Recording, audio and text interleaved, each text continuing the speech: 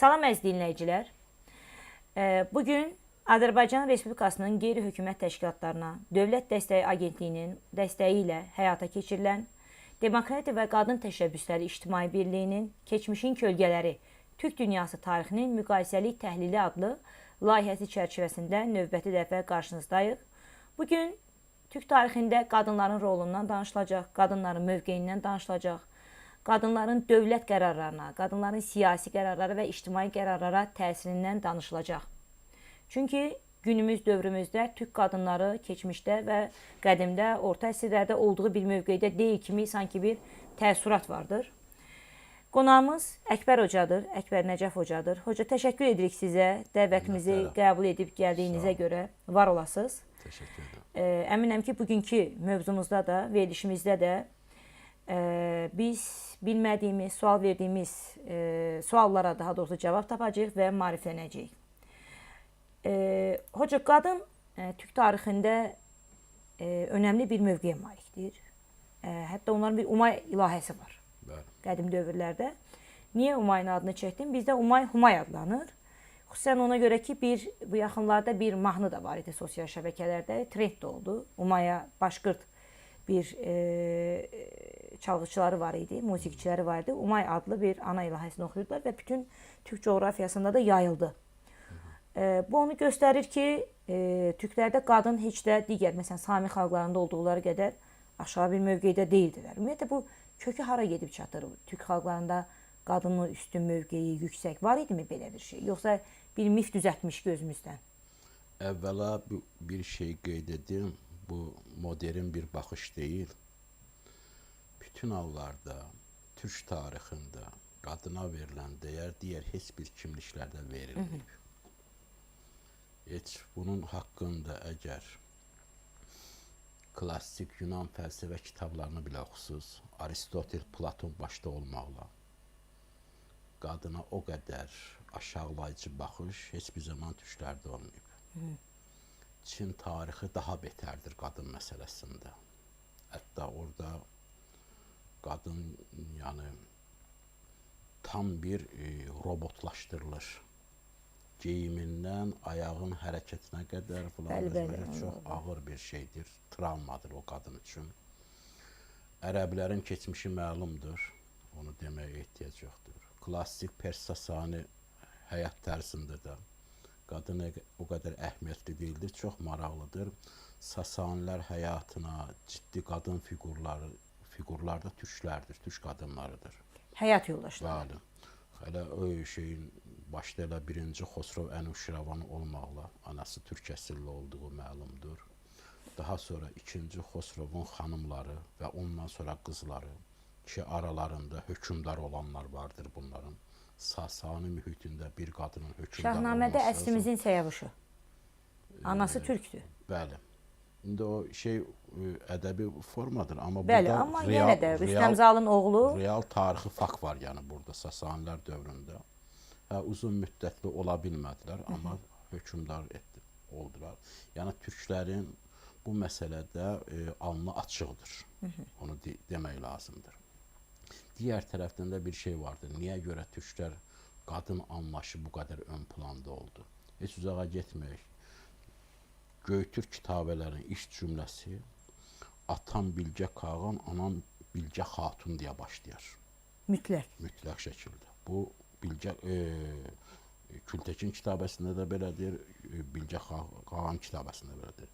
Yəni Xaqanla Xatunu eyni zamanda eyni şəkildə ifadə edirlər. Bunun səbəbi nədir? Bunu bir çox dəfə araşdırma mövzusudur. Allah rəhmət etsin, Jean-Paul Roux var idi. Son dövrlərin ən məşhur türkoloqlarından biri idi, fransız idi. Türk mifik düşüncəsi üzrə, tarix üzrə çox sayda əsərə imza atmışdır. Bizdə də bir neçə əsəri tərcümə edildi, ortaya çıxarıldı. Onun da xatun üzərinə ciddi bir araşdırması vardır. Oradan mənim çıxartdığım nəticə oradan irəli gəlir ki, Türk siyasi həyatı ittifaq modelinə görə qurulmuş bir həyat tərzidir. Yəni Türk dövlətləri bəzən dilləri vahidləşmiş dövlət prinsipi vahidləşmiş dövlət prinsipi olmamışdır türk dövlətləri. Türk dövlətləri ittifaq modelli dövlətlərdir. İttifaq modelli dövlətlərin avantajları çoxdur. Həm siyasi struktur zəngindir, həm fiqurlar zəngindir hadisələrin içində. Eyni zamanda qadın obrazının ön plana çıxmasında ən böyük amillərdən biridir. Niyə görə? Çünki boy bəyləri ilə hökmdar xatunları arasında çox yaxın diyaloq əlaqə vardır. Bunun ən böyük səbəbi hökmdardan sonra hökmdarın yerinə varis olacaq kimliyin təyinində xanımlar, hər xanım hər şeydən əvvəl öz övladının hakimiyyətdə olmasını istəyir. O da bu ittifaqlar arasındakı müvazinəti göz qabağında tutması lazımdır. Ən yaxşı bunun modeli deyəlim Çingiz xanın ölümündən sonra evladları arasında başlayan siyasi problemlər idi. Burada ən ağıllı qadınlar hər zaman üçün dövlət ənənəsini davam etdirənlər olmuşlardır. Monqollar dövründə bir qadın onda ön planda idi, rolu var idi. Təbii ki. Misal üçün Börtə xatun, elə Çingizin xanımı, Çingiz qədər təsirlidir. Çingizin öz üzərində də təsirlidir.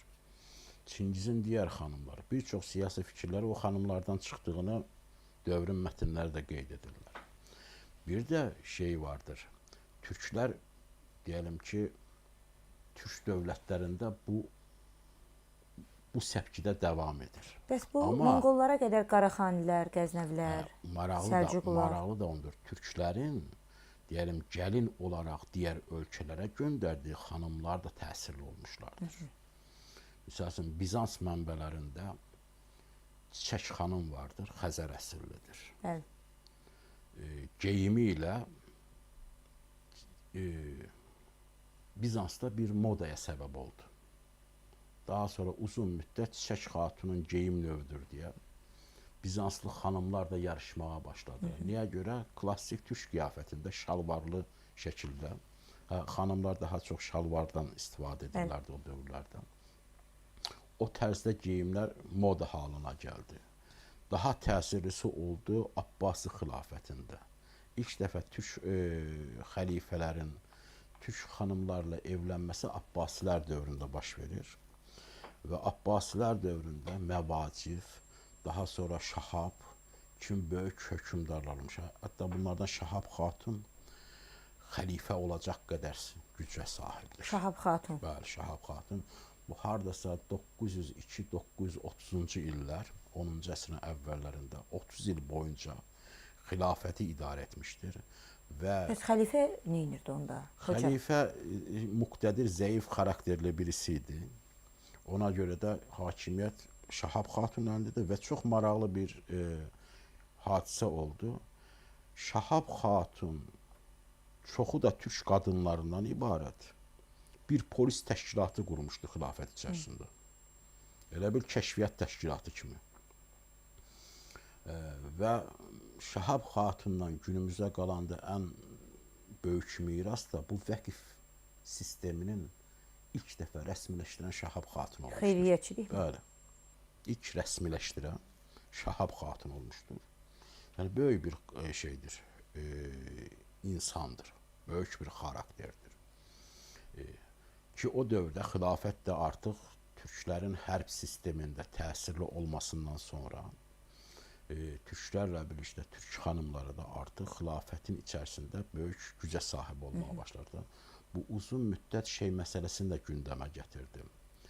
Ərəb, daha sonra İrani bürokratlar arasında qadının rolu nədir kimi dini böyük mübahisələrin də yaranmasına, kitabların ortaya çıxmasına səbəb oldu. Amma bütün hallarda mən sizə bir şey deyim. Bütün bir orta əsr müsəlmanların tarixində radikallaşma unsurları çox azdır. Radikallaşma, dinin radikallaşdırılması 19-cu əsrdə xüsusən də geriləmənin təsiri ilə yaratdığı ağır travma nəticəsində meydana gəlmiş hadisələrdir. Amma onu tarixşünaslıqda, məsələn, Səfəvlərdə Şah Təhmasibdən sonra, Osmanlıda isə Süleyman Qanunidən sonra verirlər. Heç bir zaman bu ictimaiyyət həyatına təsir göstərən hadisə olmadı. Yəni kütlələrə. Heç bir zaman.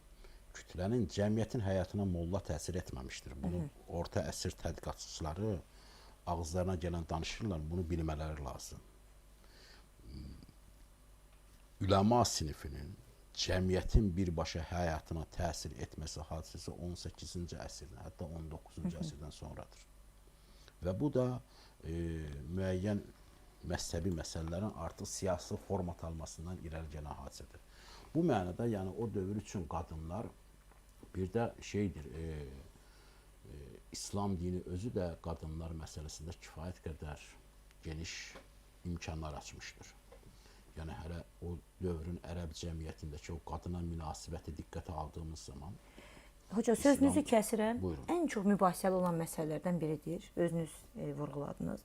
İslamda deyilir ki, belə bir hətta bir geniş yayılmış bir fikir də var ki, İslamın gəlməsi ilə Türk toplumunda qadının rolu önəmli dərəcədə geri düşdü. Niyə? Abartılmış bir fikir. Məncə də. Çünki biz Səlcuqlar dövrüdür, Ağqoyunlardır, Qaraqoyunlardır. Hətta Osmanlı sarayında böyük qadın rolunu görürük. Əksinə, Bunu keçmişlə yəni bir müqayisə edəsək. Əksinə şeydir, bilirsiniz, burada mühüm bir hadisə var. Deyəlim ki, Abbasi dövrün məşhur müəlliflərindən biridir Cahizi. Cahizinin bir qadınlar risaləsi var. Misal üçün, Cahizi o şey dövrü, Peyğəmbər və ondan sonraki xilafələr dövründə qadınların həyat tərzini təsvir edir. Oradakı təsviri yaşayan qadınlar vallahi ən demokratik dövr kimi Ərəblərdən o qədər. Yəni Ərəblərdən səhabə xanımlarının 4-5 dəfə rahatlıqla boşanıb evlənməsi, təkcə həyat qurması, bu normaldır. Bu məsələ nədir? Bilirsiniz, qədim dövrdə qadının boşanması böyük bir problemdir. Qadının boşanma haqqı əldə etməsi çox mühüm hadisədir. Çünki qadın bütün hallarda şiddətə məruz qala bilər, müxtəlif hadisələrə ola bilər, təzyiq göstərilə bilər, ailəvi səbəblərdən qadının özünün sərbəst hüququnu ifadə etmə haqqlarından biridir.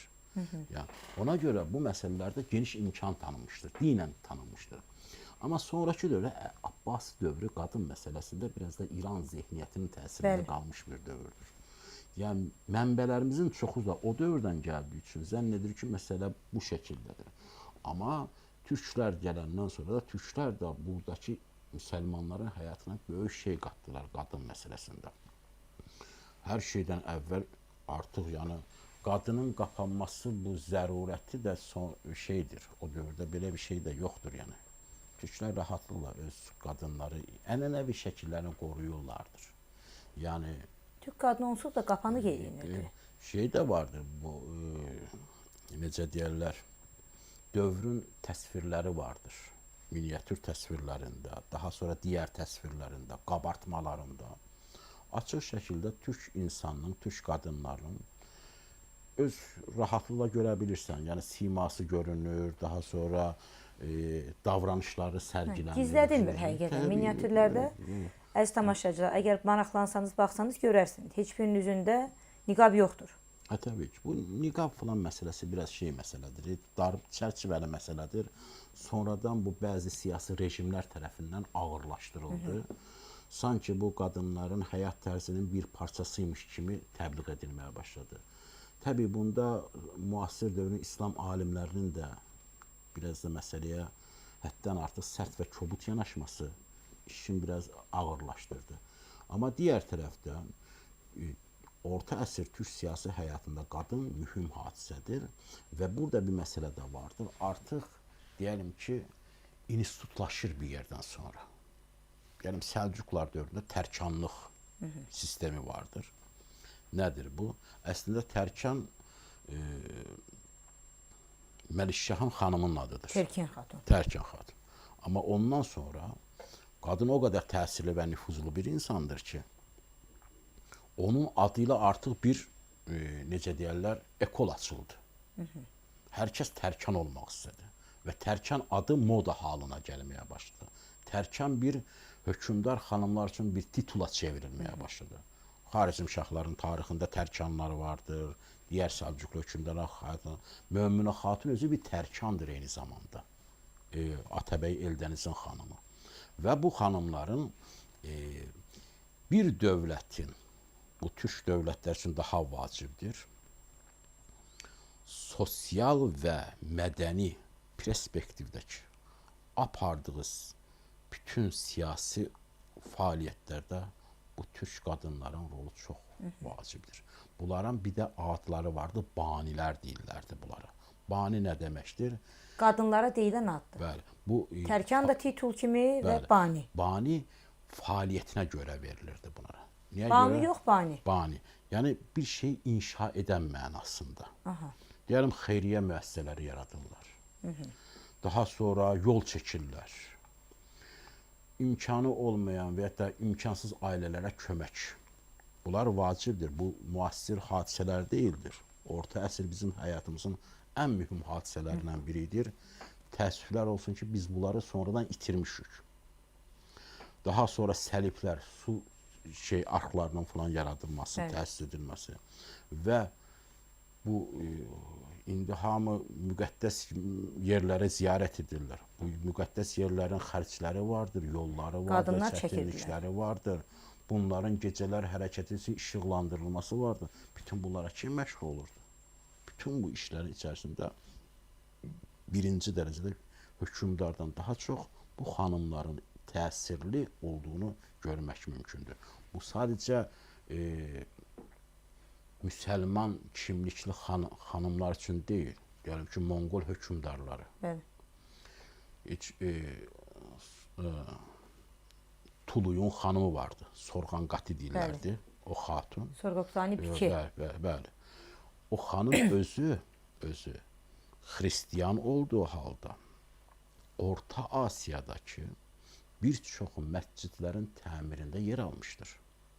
Deyilənə görə hoca 4 oğlu var idi, hərəsini bir dində böyütmüşdü. Belə bir Əsasən evladların çoxusu buddist inanclıdılar. Sonraki amma deyəlim ki, xanımı 9 xatun o kimi xanım idi? Hülakünün xanımı. Hülakünün. 9 xatun. Çox qatı idi. Xristiyan idi. Xristiyan olması səbəbindən də müsəlmanlar ona Donuz xatun adı vermişlərdi, sevmirlərdi. Səyyar ibadətxanaları təşkil etmişdi. Xristiyan səyyar. Bəli. Deyəlim, xristiyanlar yol gedirlər. Bəli. Bir yerdən bir yerə. İbadətlərini icra etmələri lazım.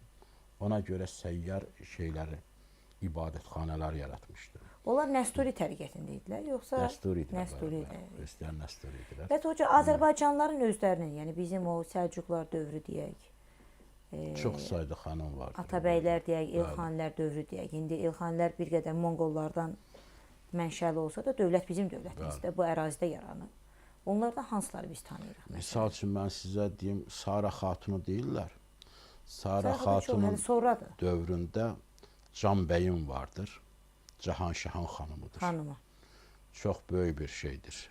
Siyasi bir figürdür eyni zamanda. Amma tanımırıq biz onu. Hətta Ağ qoyunlarla qara qoyunlar arasında dostluq münasibətini bu iki xanım yaradır. Və bu iki tayfanın, qardaş tayfanın arasındakı müqavilə bağlayırlar. Müqavilələrə də Ağ qoyunlar tərəfindən Sara xatun, qara qoyunlar tərəfindən Can Bəyim xatun imza atmışdır. Yəni o dərəcədə mühüm. Bəli, o dərəcədə mühümdür. Daha sonra bugün Təbrizdəki məşhur Göy məscid, o dövrün ən böyük memarlığıdır. Can xatunun əsəridir o. Cahanşahın xanımı. Bəli. Və səhv etmirəmsə, türbəsi də orada olması lazımdır. Daha sonra bu külliyyəsi təəssüflər olsun ki, bərbad vəziyyətdədir Təbrizdəki. Cəlairlər dövründən qalmış saray vardır. Daha sonra ora Uzun Həsən külliyəsi adı vermək istədilər.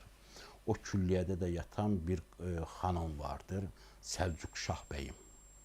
Səlcuq Şah bəyim Uzun Həsənin xanımıdır. Amma onun haqqında bizdə Fərman Kərimzadənin məşhur bir əsəri var. Şeylə bağlıdır. Çaldıran O- döyüşü və Xudafərin körpüsü. Hə. Xoş olmayan bir obraz yaradılıb. Oğlunun zəhərlənməsində bais kimi göstərilir, amma kifayət qədər siyasi bir xanımdır.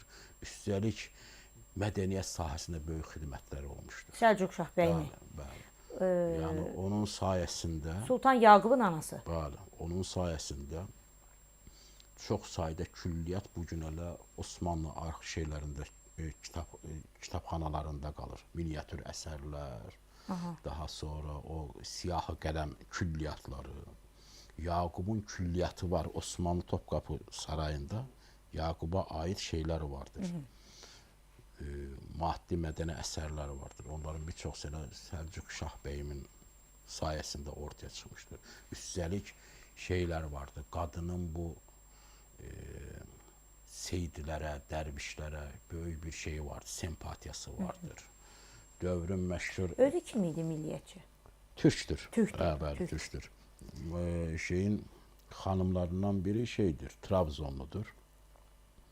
Şeyin anası, Şah İsmailin nənəsi.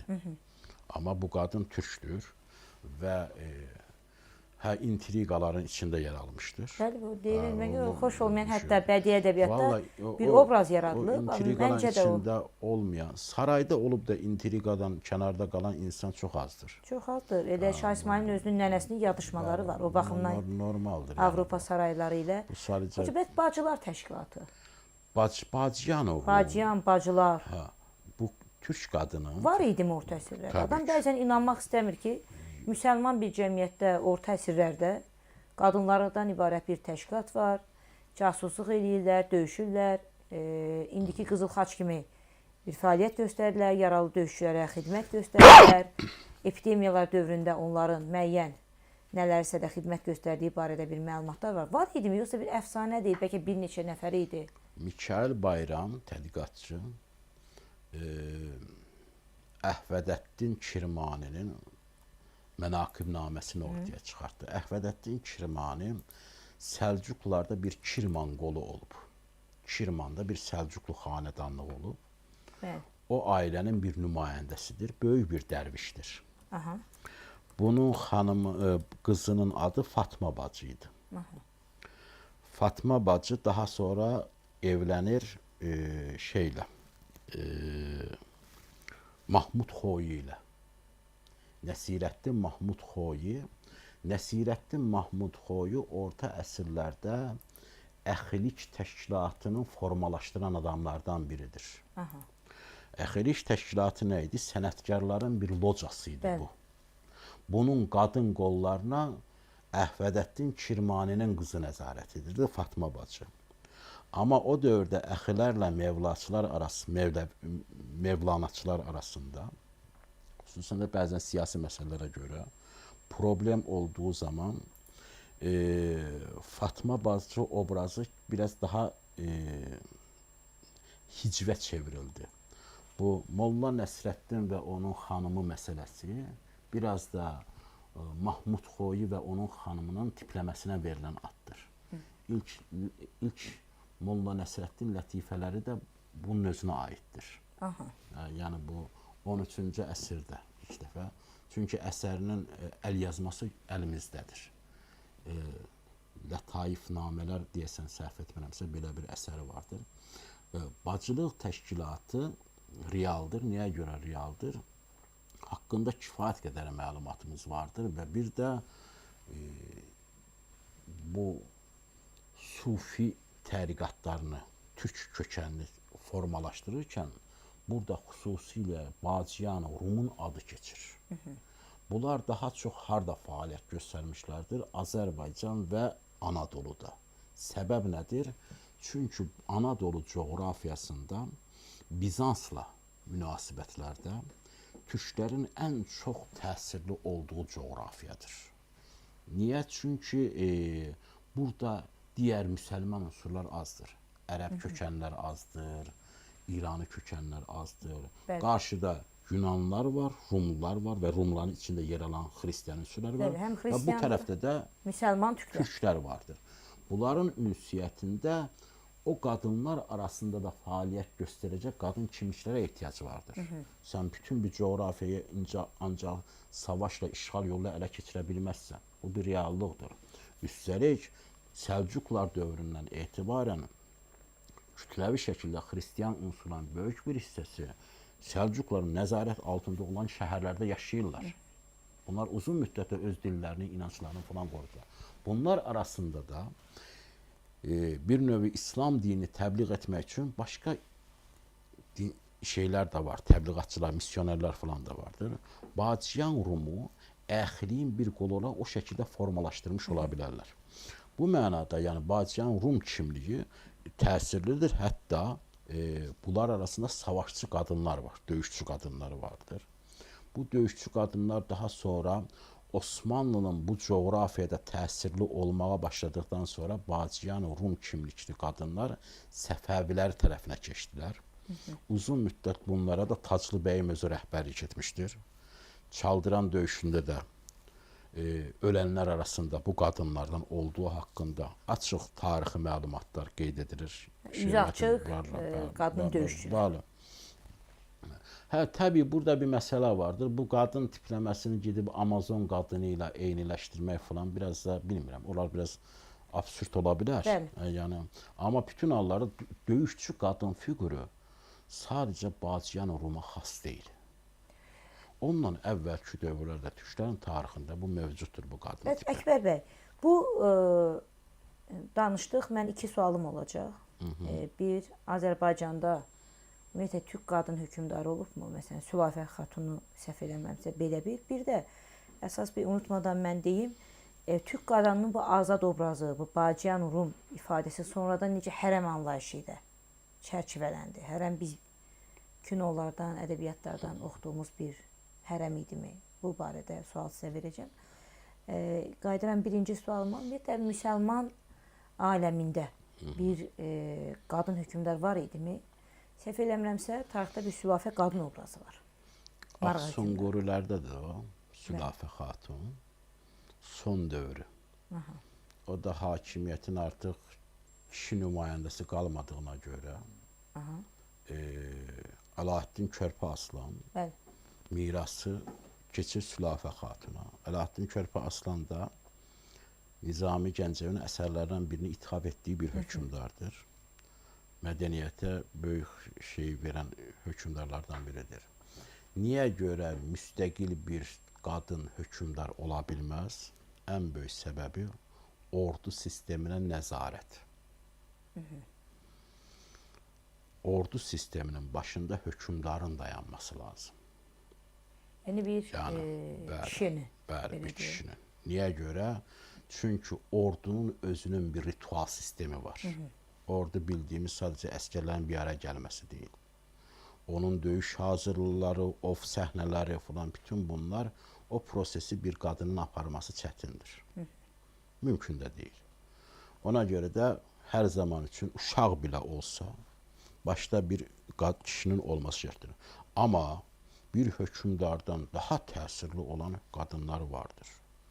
Səfəvi tarixində belə qadınlar çox saydadır.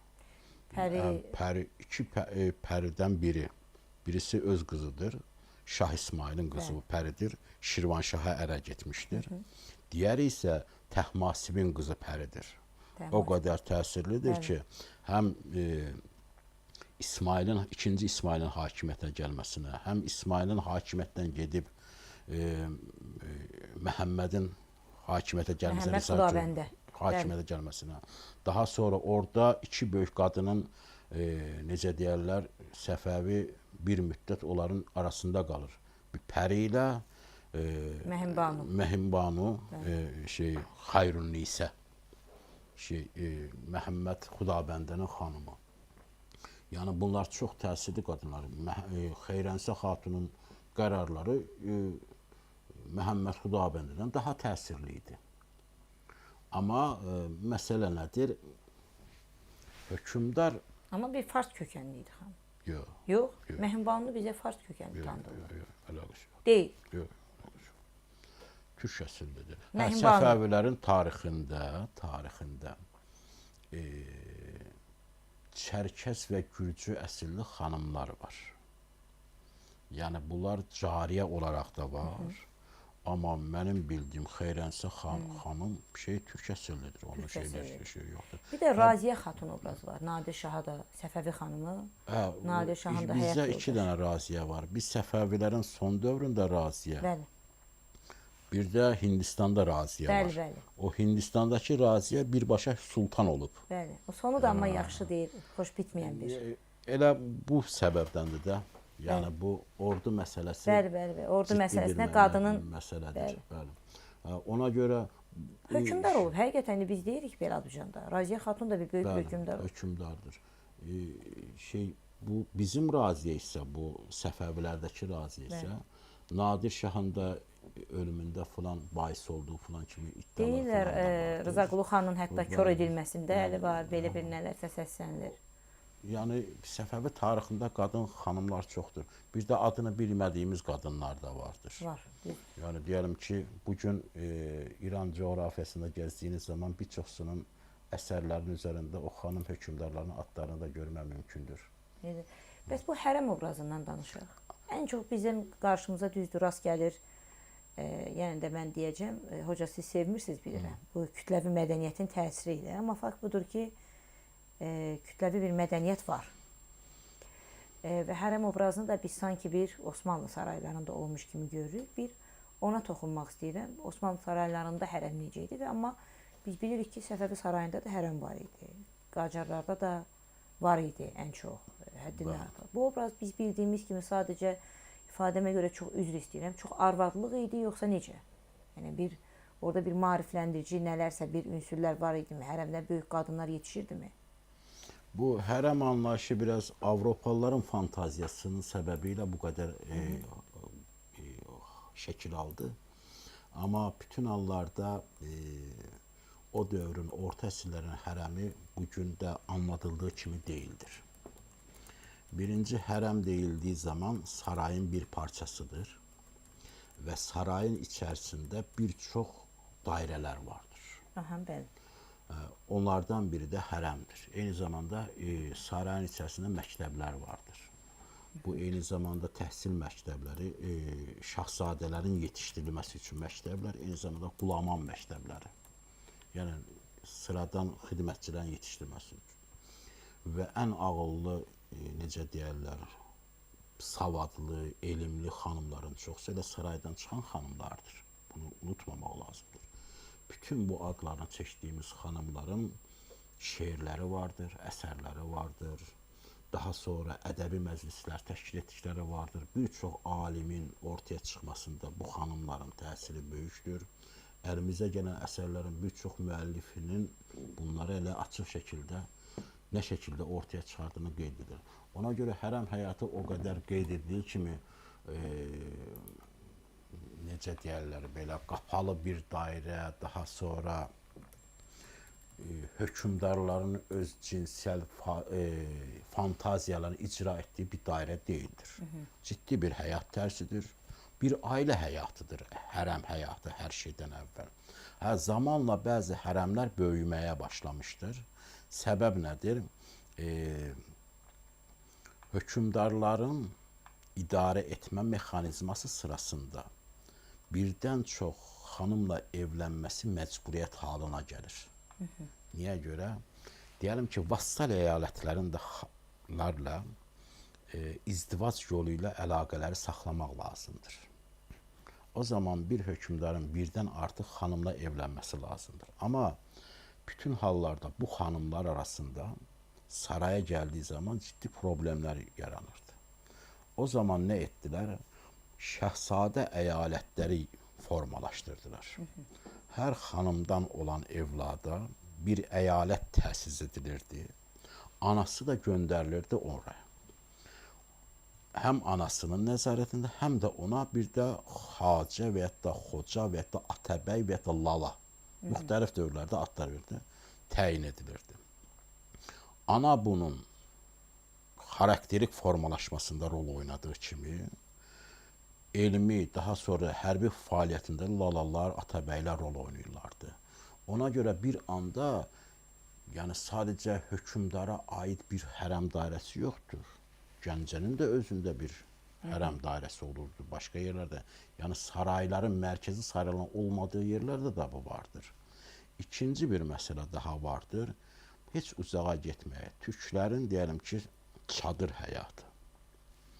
Klassik çadır həyatında iki bölmə vardı. Bir mərkəzi bölmə idi. Hamının oturduğu, yeməyinin yediyi və kənardan çadırın içinə gələnlər. Bir də xüsusi olaraq qadınlar üçün ayrılmış xüsusi bölmə vardır. Bu bizim həyat tərzimizdən mövcud idi. Bu daha sonra bəzi yerlərdə qatılaşdı. Harda qatılaşdı? Deyəlim ki, qatılaşmalar, məsələn, Qacar dövründə qatılaşdı.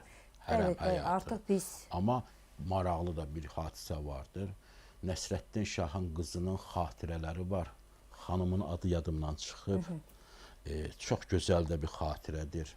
Məsələn, sarayın içərisini təsvir edir hərəmin. Molière'in ilk dəfə əsərlərinin tiyatrosu sarayın içərisində oynadılmış. Aha. Amma Nəsrəddin Şahla bağlı da çoxlu foto şəkilləri onunla bağlıdır. Bəli, elədir. Nələrsə var. Amma yəni hərəmin içərisi sanki bir mədəniyyət mərkəzi kimi.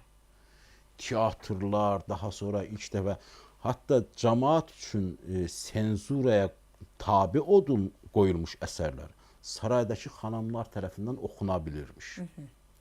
Yəni daha sonra rəsm əsərləri, rəsmlərlə maraqlanma, fotoqrafla maraqlanma, yəni bu xanımları dünya ilə münasibətləri də vardı.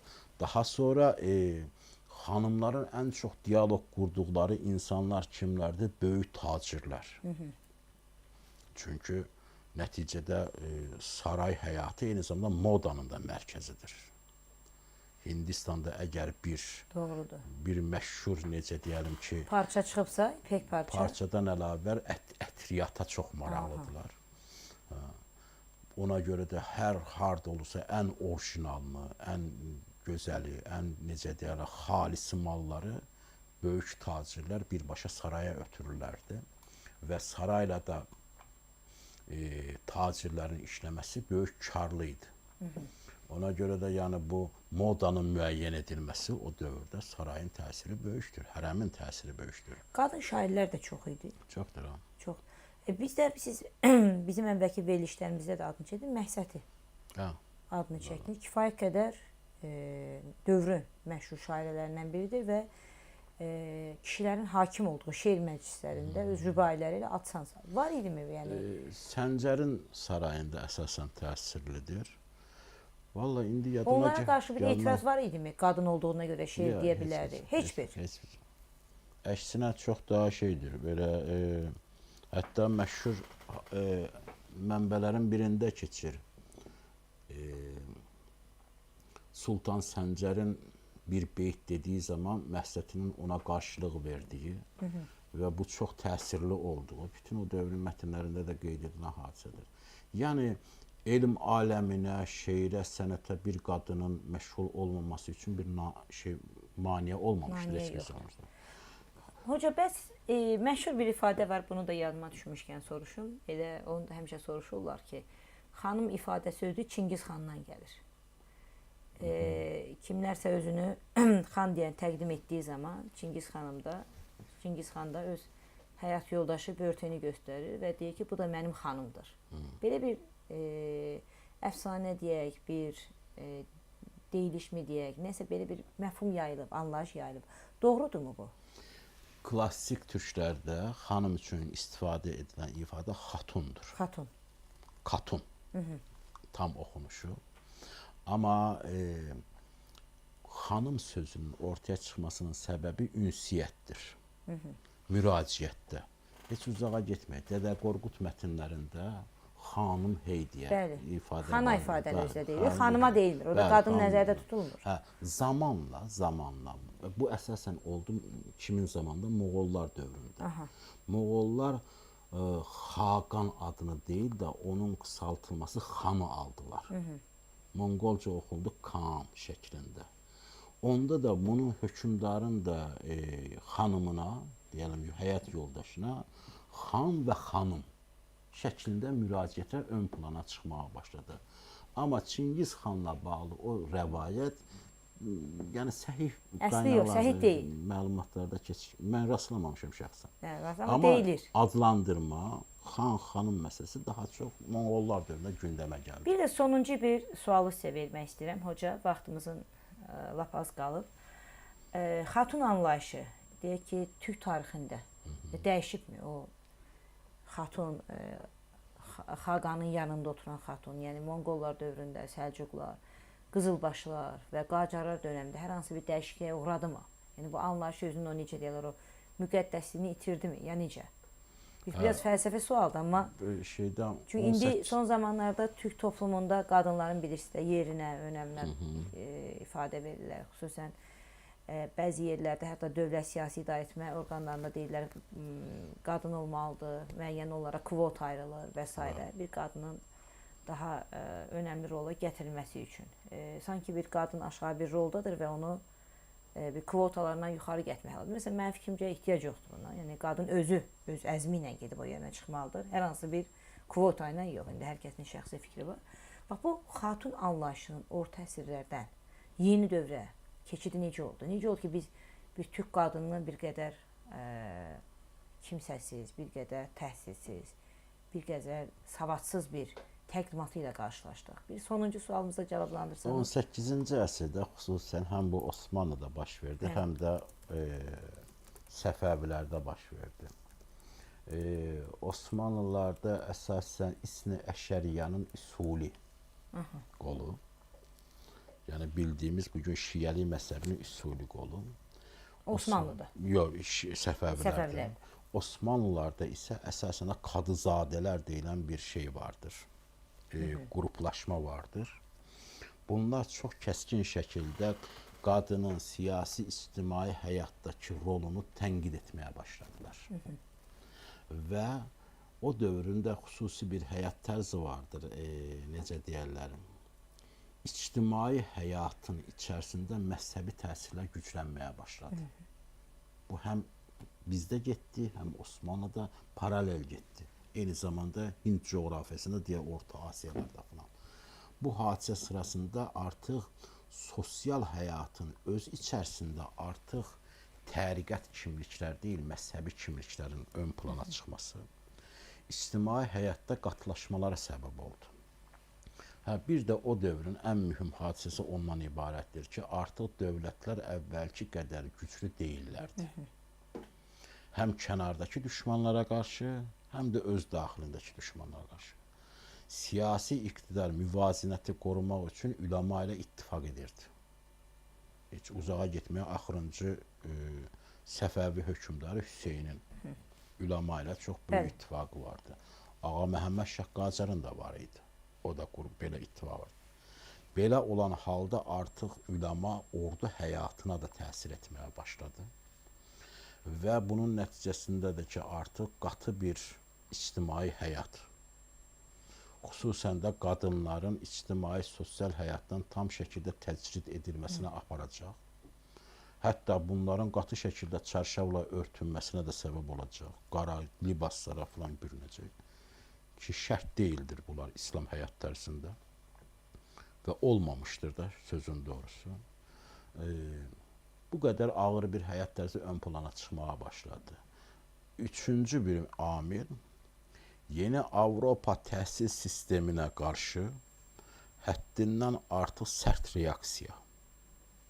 Yəni, sanki bu kafir elmi bizim qadınlarımızı əlimizdən alacaq üzərinə qurulan bir ədəbiyyat var idi. 19-cu əsrdən etibarən artıq güclənməyə başladı. Amma maraqlıdır ki, bu anlayışın da elə ortadan qalxmasında elə qadınların rolu böyük olmuşdur. Osmanlıda olsun, Qacarların özündə olsun, yeni tərzdə qadın, modern qadın anlayışı yavaş-yavaş formalaşmağa başladı. Yazıçı qadınlar, romançı qadınlar. 19-cun sonu 20-nin əvvəllərindən artıq. Daha sonra qadın məktəblərinin açılması falan. Təbii bunların arasındakı ən başqa problemlər də vardır da. Amma bütün hallarda yanlış istiqamətləndirmə harda oldu? Maarifçi sinifi sanki qadınlar o vaxta qədər qul köləymiş kimi bir anlayış, obraz yaratdılar Bəli.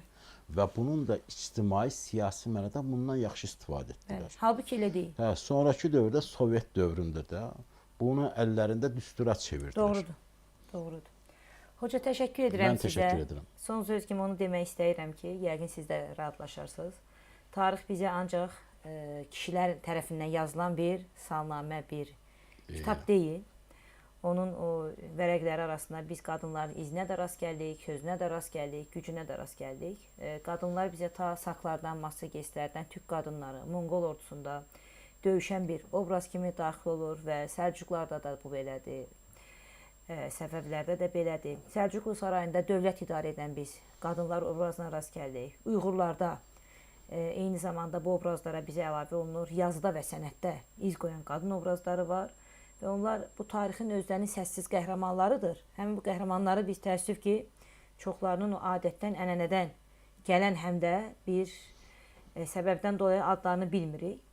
Və son bunu demək istəyirik ki, qadınlar sadəcə tarixdə iştirak etmirlər, həm də onlar tarixin özünü yazıblar. Təşəkkür edirəm sizə. Mən təşəkkür edirəm. Son olaraq deyirəm ki, verilişimiz Azərbaycan Respublikasının qeyri-hökumət təşkilatlarına, Dövlət Dəstəyi Agentliyinin maliyyə dəstəyi ilə Demokratiya və Qadın Təşəbbüsləri İctimai Birliyinin Keçmişin Kölgələri Türk Dünyasının Tarixinin Müqayisəli Təhlili adlı layihəsi çərçivəsində baş tutmuşdur. Əziz tamaşaçılar, diqqətinizə görə təşəkkür edirik. Sağ olun.